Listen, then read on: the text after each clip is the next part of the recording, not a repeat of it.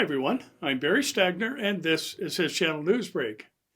Israeli Prime Minister Benjamin Netanyahu said on Sunday he has been given assurances by the son of Brazil's president that Brazil will follow the United States and move its embassy to Jerusalem next year. Brazilian President Jair Bolsonaro has signaled before he intends to move the country's embassy in Israel to Jerusalem from Tel Aviv, but senior officials later backtracked for fear of damaging trade ties with Arab countries. Brazil did, however, open a trade mission to Israel in Jerusalem this year.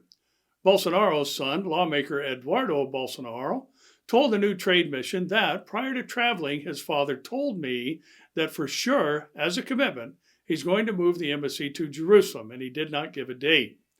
Netanyahu later issued a statement saying he met with Eduardo Bolsonaro, who told him they had committed to move Brazil's embassy to Jerusalem in 2020. President Donald Trump broke global consensus by recognizing Jerusalem as Israel's capital in late 2017 and moving the U.S. embassy there the following May.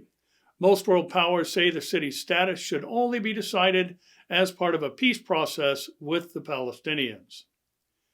Prime Minister Boris Johnson will welcome 109 new conservative lawmakers into Parliament, promising to honor his election-winning pledges to get Brexit done as soon as possible and a boost funding for the State Health Service.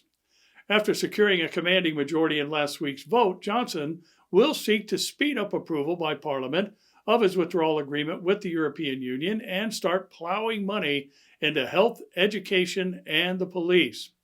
The Prime Minister, who won over many traditional supporters of the main opposition Labour Party in northern and central England, has proclaimed he will lead a people's government and repay the public's trust by getting Brexit done.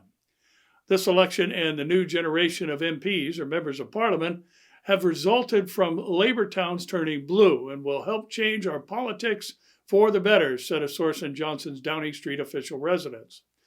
The Prime Minister has been very clear that we have a responsibility to deliver a better future for our country and that we must repay the public's trust by getting Brexit done, and the government will bring the withdrawal agreement bill back to the Parliament on Friday, but it is not yet clear whether there will be a vote because it needs the agreement of the House of Commons' new Speaker.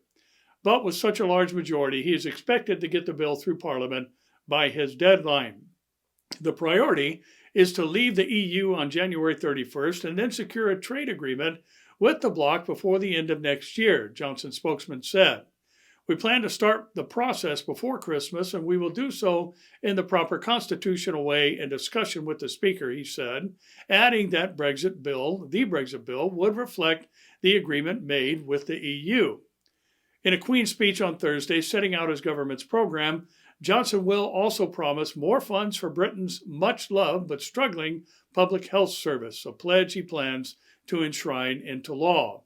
After more than 3 years of debate over Brexit, Johnson wants to move quickly to try to unite a country riven by disagreements over how, when, or even whether Britain should leave the EU. Towns, villages, and even families have been fractured. Brexit has also scrambled traditional party loyalties, with Johnson's Conservatives going into Thursday's election pledging a swift Brexit in stark contrast to Jeremy Corbyn's Labour, which promised a second referendum on EU membership. Well, we do know that during the tribulation period, there is going to be some type of reforming of the former Roman Empire, including portions of Europe, giving us today's reminder to keep looking up.